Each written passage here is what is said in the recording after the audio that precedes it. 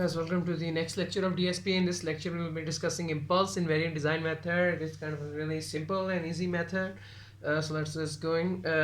We have our transfer function in the analog domain. So h of a into s, that is our transfer function in the analog domain. We will be first converting it into the impulse Laplace transform small h of t. Then we will be using our sampling method. We will just replace t by n of capital Ts. Then we will apply our z transform to find the final value, that is our z transform. So first, inverse Laplace transform is given by this formula. H a of t is summation of k is equal to 1 into n into a of k e raised to power p k t into u of t. Then our sampling method will be just replacing the t by n capital Ts, the t by n capital Ts. Then there is our z transform. For z transform, we will be having our h of z is equal to the summation of the signal into z power minus n from minus infinity to infinity.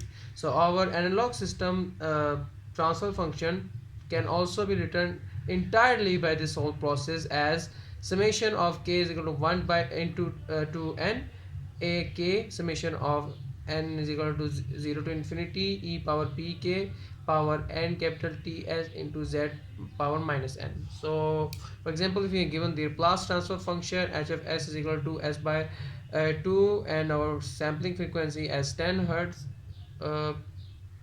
yes, we have to calculate our z transform. So first we will be using our inverse Laplace transform,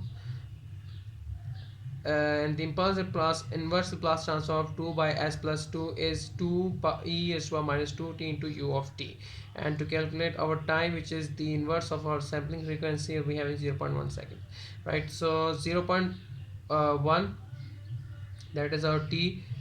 This for the second formula, we will be using a sampling method. By calculating the sampling method, we have this whole equation, putting the value of t, that is 0.1, 0.1 into 2, that results 0.2 e raised to minus 2 n t, that also results e raised to minus 0.2 n into u of n.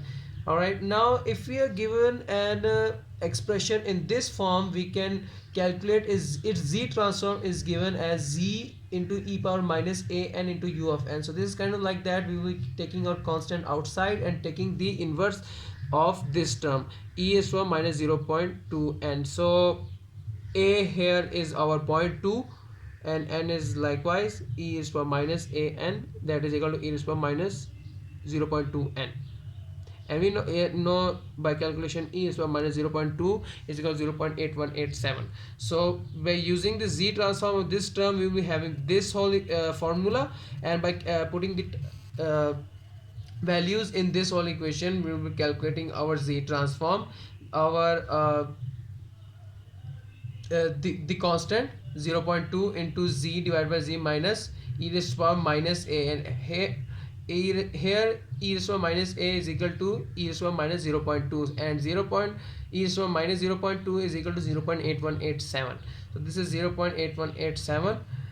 And finally our z transform would be 0.2 divided by 1 minus 0.8187 into z power minus 1. So that is how we use the impulse invariant design method to calculate the z transform for filter. So that was all for today's lecture. Thank you so much.